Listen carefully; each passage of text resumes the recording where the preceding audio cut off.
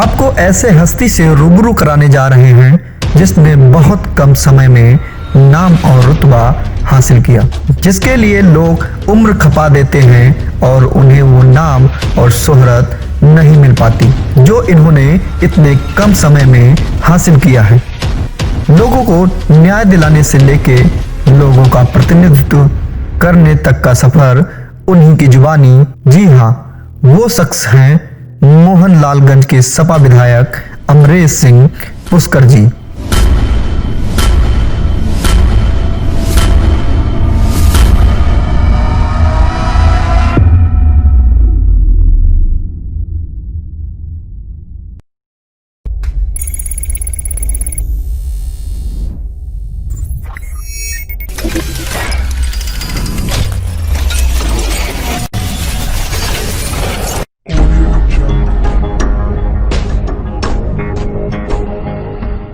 नमस्कार, आप देख रहे हैं प्रणाम भारत न्यूज और मैं हूं काजल सिंह। स्वागत है आप सभी का हमारे खास कार्यक्रम शख्सियत में हम हर बार किसी न किसी ऐसे सदस्य को लेकर आते हैं जो कहीं ना कहीं एक अलग छवि बनाकर हमारे सामने आता है। तो आज उसी सिलसिले में हमारे साथ मोहनलालगंज के विधायक पुष्कर जी हैं। पुष्कर जी, पहले तो बहुत बहुत धन्यवाद आपका इतना समय देने के लिए। और जो मैं सबसे पहला सवाल आपसे करना चाहती हूँ कि मोहनलालगंज के आप विधायक हैं, आपने विधायक बनने के बारे में कैसे सोचा? देखिए, मैंने विधायक बनने के लिए कभी नहीं सोचा था। सेवा करना मेरा मकसद था और सेवा में पहले, चूंकि पूर्व में मैं यहीं का निवासी हूँ, जहाँ पे ये बैठा है मैं यहीं का रहने वाला हूँ और पूर्व से ही मैं यहाँ तहसील में वकालत की प्रैक्टिस कर रहा था, वकील भी हूँ मैं। तो उसी सेवा के तहत, मैं सेवा भाव के तहत मैं काम कर रहा था लोगों को, और उसी के तहत हमारी पत्नी माननीय, मैं धन्यवाद देना चाहूँगा माननीय राष्ट्रीय अध्यक्ष श्री अखिलेश यादव जी को कि उनको जैसे भी जानकारी हुई होगी तो पहले सर्वप्रथम मेरी पत्नी को यहाँ मोहनलालगंज ब्लॉक से उन्होंने ब्लॉक प्रमुख के लिए टिकट दिया था और मेरी पत्नी यहाँ से ब्लॉक प्रमुख निर्वाचित हुई। फिर 2017 के चुनाव में माननीय राष्ट्रीय अध्यक्ष श्री अखिलेश यादव जी ने मुझे समाजवादी पार्टी से टिकट दिया और मैं यहाँ की जनता का बहुत बहुत आभार व्यक्त करना चाहूँगा कि उन्होंने मेरे ऊपर विश्वास किया, माननीय अखिलेश यादव जी के द्वारा किए गए कार्यों पर विश्वास किया और उसका परिणाम यह रहा कि आज लखनऊ जनपद में मैं एक अकेला विधायक हूँ समाजवादी पार्टी से और मैं मोहनलालगंज के क्षेत्र के जनता का प्रतिनिधित्व करता हूं। लेकिन मोदी की इतनी बड़ी लहर जो थी उसमें आपने यहां से जीत हासिल की, किस तरह आपको मुश्किलें पड़ी थी? देखिए, उस समय तो नहीं लग रहा था कि मोदी जी की जीत है। क्षेत्र में हमारा, चूंकि हम लोगों के बीच में आना जाना मेरा बराबर बना रहता था, तो मैं जहां जो मुझे जानता था, जिन्होंने सुना कि मैं समाजवादी पार्टी से उम्मीदवार हूं, तो उनका लगभग हर तरफ से मुझे सपोर्ट मिला। मेरे जितने भी मेरे प्रशंसक थे, मेरे जानने वाले थे, सभी लोगों ने मेरे साथ कंधे से कदम मिला के चुनाव में मेरा साथ दिया और जिसकी वजह से मैं समाजवादी पार्टी के विधायक के रूप में विजयी घोषित हुआ था। अच्छा, आप 4 साल हो चुके हैं आपको विधायक बने और एक लक्ष्य होता है जो हम शुरुआत में लेकर आते हैं और जनता को बताते हैं हम ये लक्ष्य पूरा करेंगे। आप उन लक्ष्य में कितना पार्टिसिपेट कर चुके हैं, कितना आगे बढ़ चुके हैं? देखिए, लक्ष्य में बिल्कुल विधायक बनने के बाद तमाम क्षेत्र की चूंकि समस्याओं से मैं वाकिफ था और क्षेत्र में हमारे बहुत सी समस्याएं, क्योंकि मोस्टली किसानों का क्षेत्र है। आज भी हमारे किसान भाइयों को तमाम ऐसी जगह हैं जहां पे उनको सिंचाई के लिए पानी की व्यवस्था नहीं हो पा रही है और तमाम ऐसे क्षेत्र हैं जहां भी अभी संपर्क मार्गों से वो क्षेत्र नहीं जुड़ पाए हैं और तमाम ऐसी लोकल समस्याएं हैं जिनको बारे में मुझे जानकारी है और मैं उसको निरंतर उनके संपर्क में रहकर लगातार उन समस्याओं को दूर करने का प्रयास करता हूं और मैं समझता हूं कि यहाँ की जनता की जो समस्याएं हैं उसको मैंने निरंतर विधानसभा के माध्यम से या लोगों के जैसे मुझे जानकारी उसको दूर करने का मैंने अपने स्तर से पूरा प्रयास किया।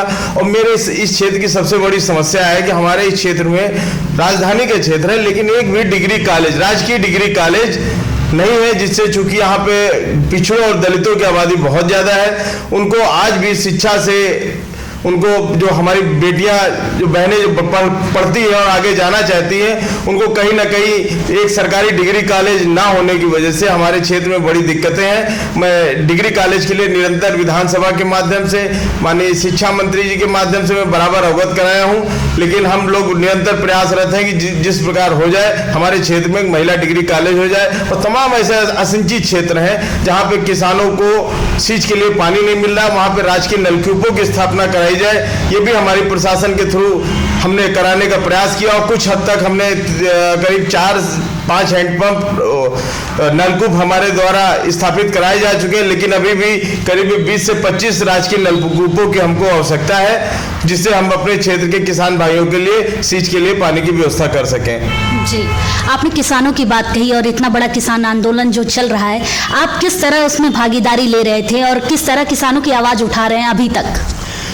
देखिए, किसान आंदोलन जो चल रहा है, समाजवादी पार्टी के माननीय राष्ट्रीय अध्यक्ष जी निरंतर किसानों के समर्थन में रहे और उनका बराबर निर्देश रहा है कि हम लोग ग्रामीण स्तर पे जो केंद्र द्वारा काला कानून जो लाया गया है उसके विषय में हम लोग जानकारियां दें लोगों को, क्योंकि ग्रामीण स्तर पे अभी चूंकि ज़्यादा शिक्षा नहीं है तो लोग जानकारी नहीं हो पाती कि इस कानून में क्या क्या खामियां हैं, कि किस प्रकार हमारे किसान भाइयों का अभी तो फायदा दिख सकता है, लेकिन आने वाले समय में इसका भारी नुकसान हमारे किसान भाइयों को उठाना पड़ेगा। तो उसी के तहत हम लोगों ने किसान घेरा कार्यक्रम पहले हमारे समाजवादी पार्टी के द्वारा निरंतर 1 हफ्ते चला, उसके बाद कल भी युवा किसान घेरा कार्यक्रम हम लोगों ने माननीय राष्ट्रीय अध्यक्ष जी की अनुमति से, इजाजत से, उनके निर्देश पे हमने पूरी विधानसभा में जगह जगह हम लोगों ने इस प्रकार के कार्यक्रम का आयोजन किया। बड़ी संख्या में हमारे किसान भाई हमारे साथ हो रहे हैं और हम लोग उनके साथ कंधे से कंधा मिला के चलने का पूरा प्रयास कर रहे हैं। अच्छा, कहीं ना कहीं आपको ये नहीं लगता है कि राष्ट्रीय अध्यक्ष जी आप लोगों को एक निर्देश देते हैं कि आप ये कार्यक्रम करिए और आप उस कार्यक्रम में उस तरह सफल नहीं हो पाते जिस तरह सफल होना चाहिए? नहीं, ऐसा नहीं है।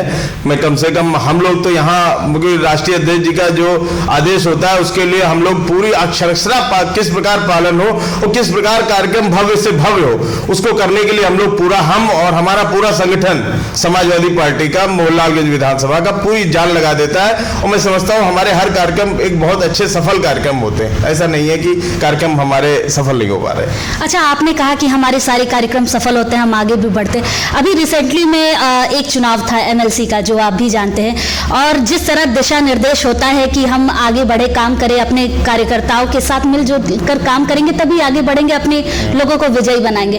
तो आप लोगों के अंदर वो काम करने की सहनशीलता और क्षमता नहीं दिखाई दे रही थी, ऐसा क्यों? ऐसा कैसे कह सकती हैं आपकी सहनशीलता और क्षमता नहीं दिखाई दे रही थी? क्योंकि जो यहाँ पे वर्तमान समय में जो पार्टी बैठी हुई है जी, ये चुनाव उन्होंने कैसे जीता सबको पता है। बच्चे से लेके किस प्रकार एक उम्मीदवार के साथ अभद्रता की जाती है और उसको हराने के लिए क्या क्या इन्होंने पुलिस बल से लेके जितने भी उनके सत्ता के संगठन के माध्यम से जो भी कार्य हो सकते थे प्रशासन के सहयोग से, वो उन्होंने उत्पीड़न करने का प्रयास किया और इस प्रकार के चुनाव जीत ले लिया। लेकिन लोगों के दिलों में भाजपा जगह नहीं बना पा रही है। निश्चित तौर पे इस चुनाव से लोगों ने देखा है कि भाजपा सत्ता के दबाव में क्या क्या कर सकती है और ये भारतीय जनता पार्टी को 2022 में करारा जवाब इसका मिलेगा। आपने 2022 में भाजपा को कह दिया कि उनको करारा जवाब मिलेगा, लेकिन मैं जानना चाहूंगी कि 1 साल अब आपके पास बचे हैं, तो इस किस तरह आप कौन सी मुहिम आगे बढ़ा रहे हैं जिससे आप इस 1 साल में आप भाजपा को करारा जवाब दे सकेंगे? देखिए, भाजपा जब से आई तब से तमाम तरीके के वादे करके आई थी कि हम भ्रष्टाचार मुक्त प्रशासन देंगे, किसानों की आय हम दुगनी करेंगे, 2 करोड़ लोगों को रोजगार देंगे, पता नहीं क्या क्या वादे करके आई, लेकिन एक भी वादों पे भाजपा भारतीय जनता पार्टी खड़े नहीं उतर पाई। जितने भी वादे रहे उनके वो सब झूठे रहे। आम जनता इस चीज को पूरी तरीके से जान चुकी है और वर्तमान समय में लोगों के इनके झूठे वादों की वजह से लोगों में बहुत आक्रोश व्याप्त है और सब लोग निश्चित तौर पे, क्योंकि हम लोग क्षेत्र में घूमते रहते हैं, मैं कम से कम अपनी विधानसभा में जाता हूं तो मुझे ऐसे ऐसे लोगों का समर्थन मिलने लगा है जो कभी भाजपा के साथ थे और आज वो सब लोगों का भाजपा से मोह भंग हो चुका है और उनको प्रदेश का विकास माननीय राष्ट्रीय अध्यक्ष श्री अखिलेश यादव जी में ही दिखाई पड़ रहा है। तो वो सभी लोग भारी संख्या में समाजवादी की तरफ बढ़ रहे हैं, समाजवादी की नीतियों पे आस्था व्यक्त कर रहे हैं, समाजवादी के किए गए विकास कार्यों की वो पूरी तरह से प्रशंसा कर रहे हैं। तो मैं समझता हूं कि 2022 में समाजवादी पार्टी पूरे 351 सीटों के साथ हम लोग बहुमत से सरकार बनाने की ओर बढ़ रहे हैं। बहुमत से सरकार बनाने की बात तो आपने कह दी, लेकिन मैं एक बात जानना चाहूंगी आपसे कि कहा जाता है मुसलमानों का एक बहुत बड़ा वोट बैंक हमारी समाजवादी पार्टी की सरकार के साथ है, लेकिन कहीं ना कहीं आपको ये नहीं लगता कि ओवैसी जी के फिर से उत्तर प्रदेश में आ जाने के बाद ये वोट बैंक कहीं ना कहीं कम हो जाएगा समाजवादी पार्टी के लिए? देखिए, निश्चित तौर पे इस प्रकार के तमाम पार्टियां आती रही हैं और जाती चली भी जाएंगी। ये उत्तर प्रदेश है। उत्तर प्रदेश का जितना हमारा मुस्लिम वर्ग है वो सब माननीय राष्ट्रीय अध्यक्ष जी के ऊपर विश्वास करता है और पूर्णतया उनके साथ है। ऐसे लोग जो वोट कटवा के नाम पे यहाँ पे आ रहे हैं, बिहार के रिजल्ट के बाद से यहाँ का मुस्लिम समाज पूरी तरीके से चौकन्ना हो चुका है और ऐसे लोगों को सबक सिखा के 2022 में बैरंग वापस करेंगे उत्तर प्रदेश से यहाँ के अल्पसंख्यक वर्ग के लोग। और निश्चित तौर पे वो जितना भी वर्ग की आप बात कर रहे हैं वो सब समाजवादी पार्टी के साथ ही है और ऐसे लोगों का कुछ होने वाला नहीं है। 2022 में लोग बेगर खाता खोले यहाँ से विदा हो जाएंगे। अच्छा, आप सपा पार्टी के विधायक हैं और भाजपा की सरकार है, तो कितनी मुश्किलें आपको पड़ती थी आपको अपने कार्य को आगे बढ़ाने में? देखिए, दिक्कतों का तो ना पूछिए। इस सरकार द्वारा मैं समझता हूं कि विपक्षी विधायक को जितनी दिक्कत हो सकती है उतनी दिक्कत देने का प्रयास किया। आज हमारे द्वारा विधायक बनने के बाद से हमारे क्षेत्र के 2-3 प्रमुख मार्ग हैं जिसके लिए मैंने सदन के माध्यम से, पत्रों के माध्यम से मैंने बहुत कोशिश किया कि उन मार्गों का निर्माण हो जाए, लेकिन भाजपा सरकार के शासन में उन रोडों का निर्माण नहीं हो पाया। हमारे तमाम ऐसे सड़कें हैं जो गड्ढा मुक्त के नाम पे सरकार द्वारा वादे तो किए गए, लेकिन आज गड्ढा मुक्त के नाम पे जम के भ्रष्टाचार हुआ और वो सड़कें आज भी बड़े बड़े गड्ढों के रूप में तब्दील हो चुकी हैं। सरकार द्वारा उनको भरने का कोई प्रयास नहीं किया गया। मेरे द्वारा कोई भी जनहित का मामला उठाया जाता है तो सरकार द्वारा उसकी अनदेखी की जाती है, उसको तवज्जो नहीं दी जाती। एक विधायक होने के नाते इस बात का मुझे दुख रहता है कि प्रशासन ऐसा कैसे कर सकता है कि विधायक तो विधायक होता है, चाहे वो जिस प्रकार जिस दल का हो।